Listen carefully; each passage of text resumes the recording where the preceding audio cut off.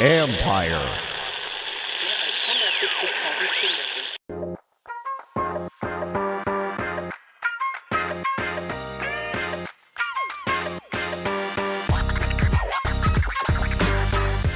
Welcome to Inside the Cap. I'm your host, Joel Corey. You can find me on Twitter at CoreyJoel. That's CorryJoel. You can also read my regular CBSSports.com column, Agents Take, on NFL salary cap and contract matters. This time we're going to take a look at Nick Bosa's contract dispute with the San Francisco 49ers. Right now, there are three prominent players who are holding out. In addition to Nick Bosa, we have Chris Jones, the Kansas City Chiefs, holding out. He's also in a contract year like Bosa. And Zach Martin from the Dallas Cowboys. He has 2 years left on his contract. Now, Martin and Jones signed veteran contracts. They are subject to a mandatory $50,000 per day fine. Bosa situation a little bit different. He's in the last year of his rookie contract. He's scheduled to make a fully guaranteed $17.859 million. That's his fifth-year option. Now, since he's on his rookie contract, he can be fined $40,000 per day each day he doesn't go to training camp. And we're running into about a week of training camp being missed. He also, since he's on the fifth-year option, he's subject to a fine of 1/18 of his base salary for each preseason game he misses if it gets that far. So that would mean additional penalty of $992,167 for skipping each exhibition contest. So if he missed all three preseason games of the 49ers, then he could be fined another $2,976,501 in addition to the $40,000 per day fine. It's this fine, since he's in his rookie contract, isn't like the veteran one. It can be reduced or waived. Suspect the 49ers forgive everything on the fines once his contract gets done. Now, having someone from the Bosa family miss training camp because of a contract dispute is not anything new. Nick's older brother, Joey Bosa, Chargers edge rusher, had the longest contract dispute for an incoming player since the rookie wage scale was implemented with the 2011 CBA. In 2016, he missed 31 days of training camp before signing. And Nick Bosa has the same agent as his brother, William Morris Entertainment Sports' Brian Iraut, who, I say this as a compliment, is a pit bull for an agent. You want a pit bull. If you allow the agent to do his job, you got to remember that the agent works for the client, not the other way around. But if you give the agent wide latitude, this guy is going to push it to the nth degree. He was also Aaron Donald's co-agent back when he was trying to get a new deal off his rookie contract. Held him out twice. Unsuccessful holdout, 2017. Didn't get a contract. 2018, held out to the end of preseason, got paid.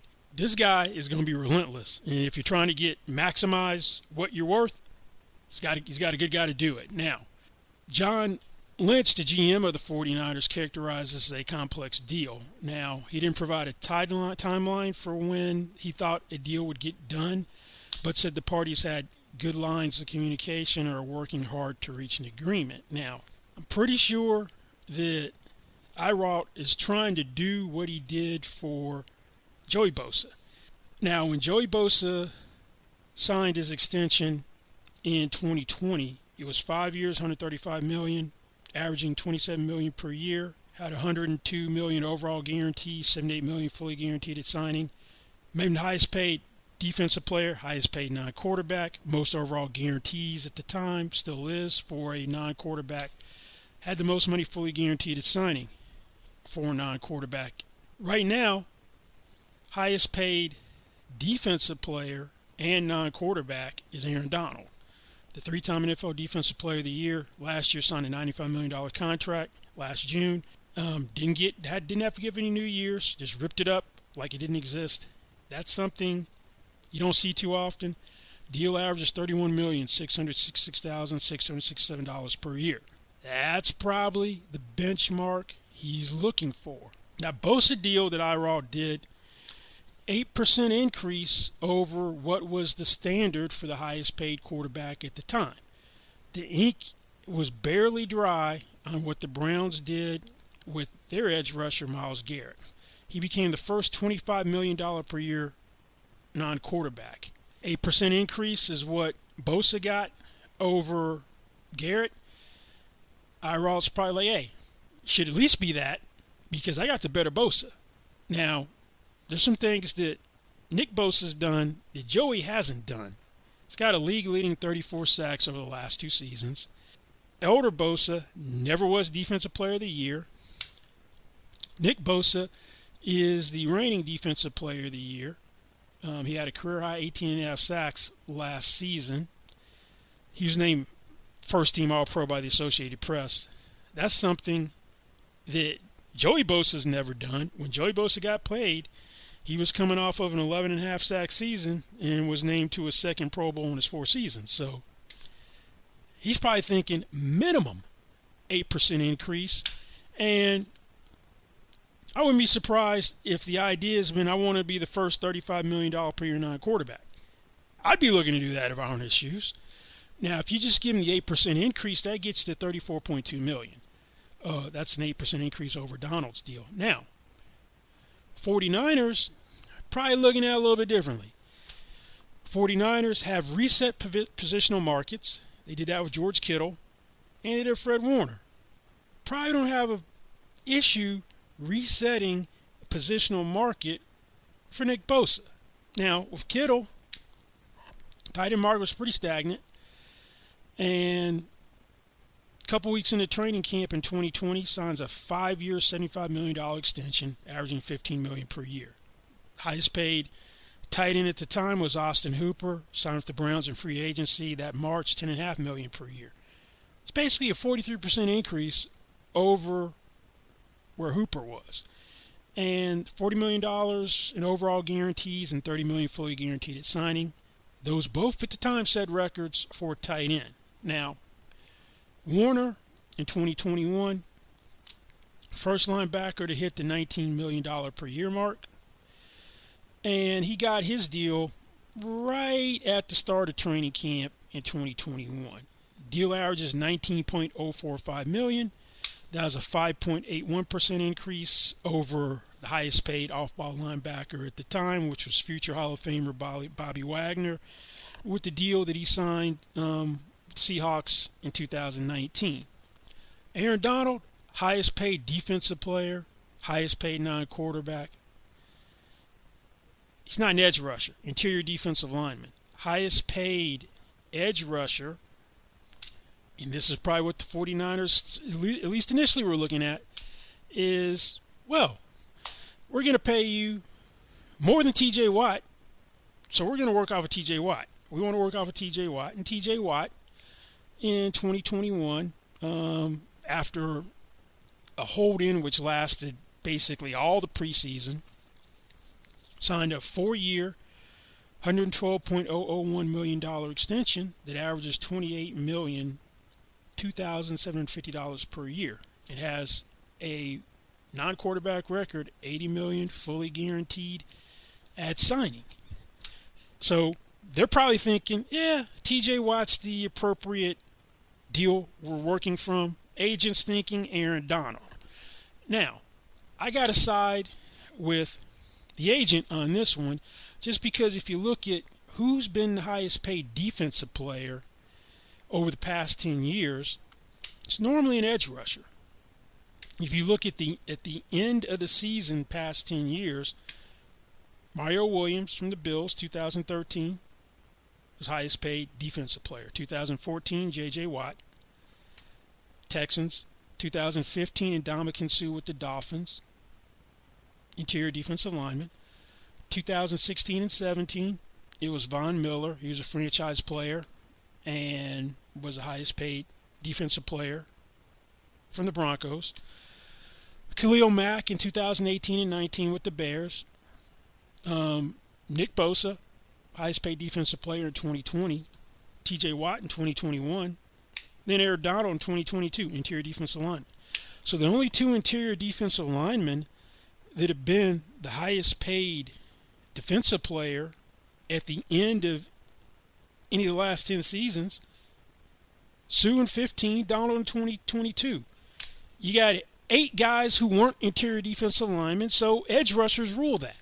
So I got a side, or there's a compelling argument that IROC can make that it's going to be the highest paid defensive player in the league, then we got to go above Aaron Donald's deal. Now, we know that the markup from Warner's markup Wagner was a 5.81% increase.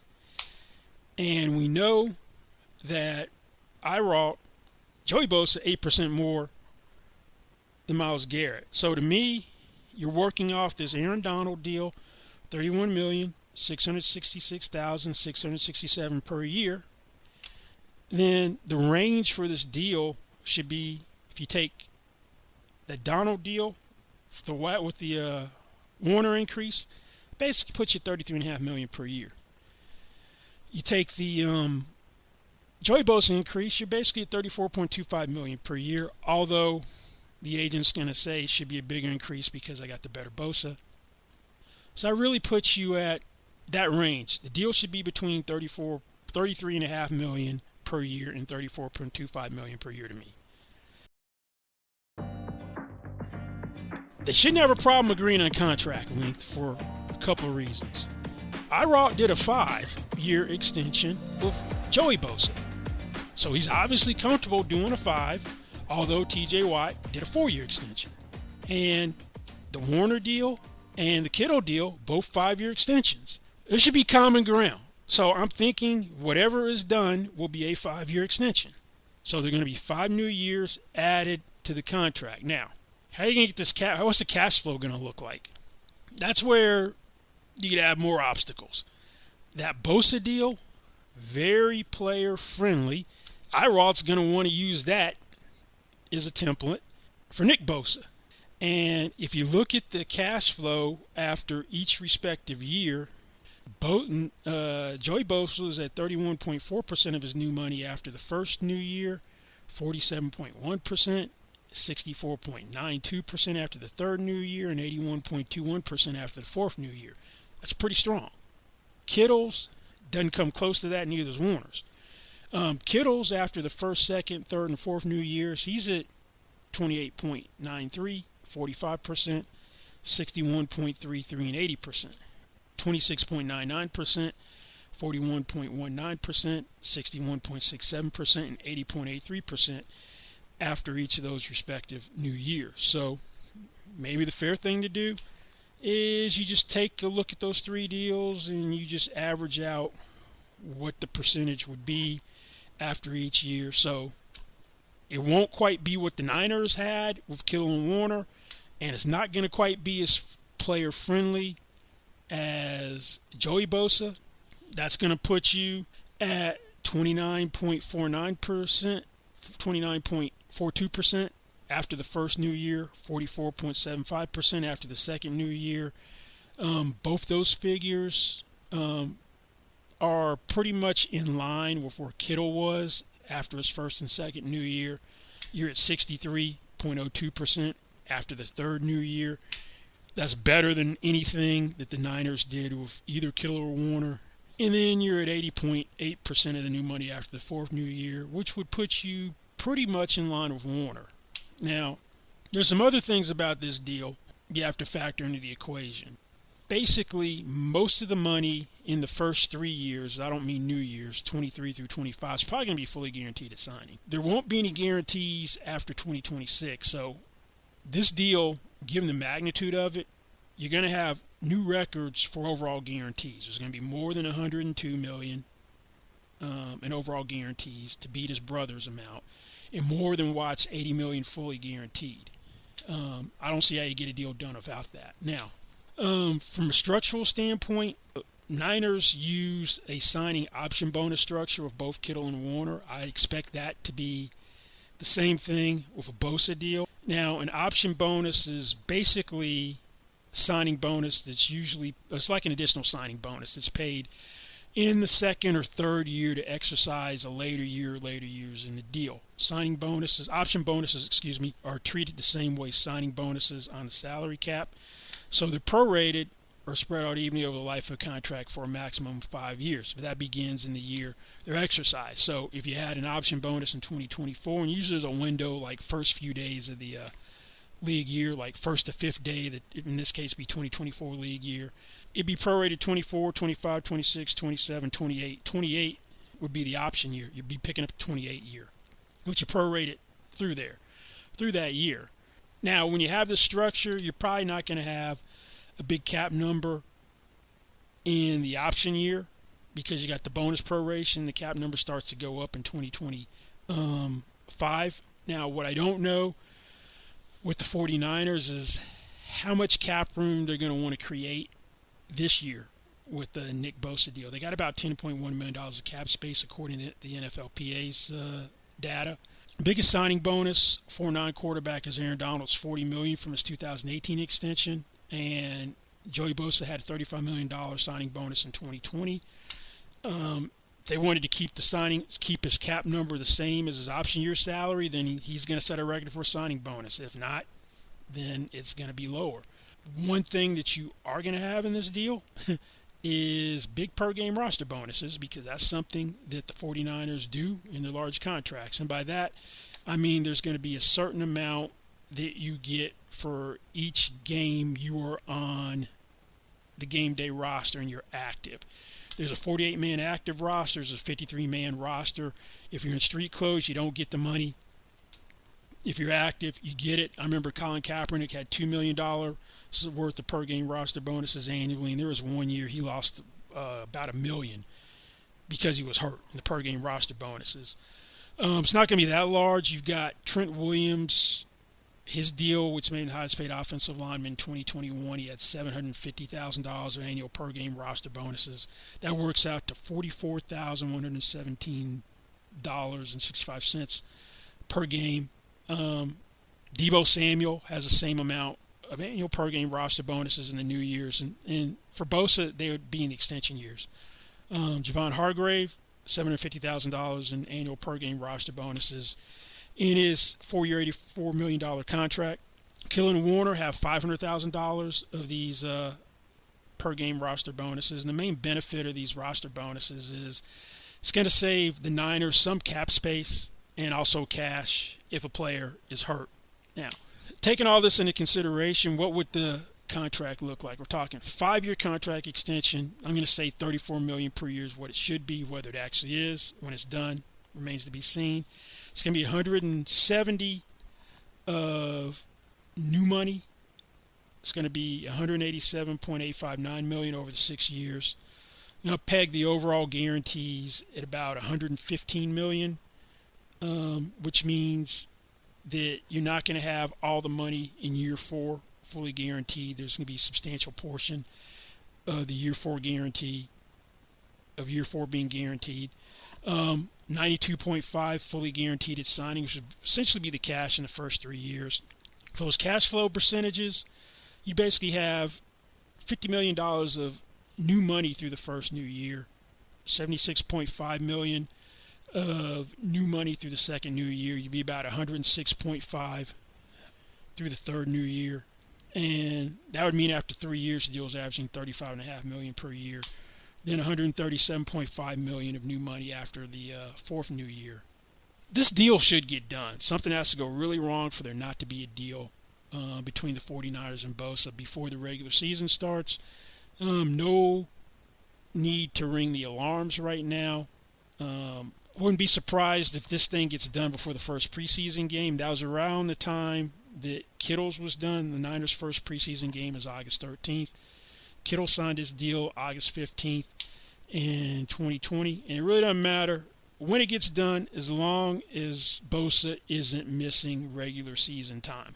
That Watt deal didn't get signed until a day before the regular season opener. He started getting ready for his regular work week, and because during the hold in, he wasn't doing anything but individual work.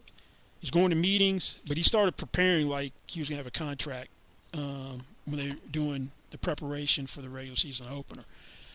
He had an abnormal preseason, won Defensive Player of the Year. So Bosa can be Bosa even if he misses a significant amount of training camp in the preseason. But something has to go really wrong for this not to get done. And I expect him to be the highest paid defensive player, which also would be highest paid non-quarterback. I don't think it'll be below $33.5 million per year. That's going to be it for this week's Inside the Cap. Don't forget, you can find me on Twitter at Corey Joel, that's CORRYJOEL, and also read my regular CBSSports.com column, Agents Take on NFL Salary Cap and Contract Matters. Thank you for listening, and we'll see you back here next time. Goodbye.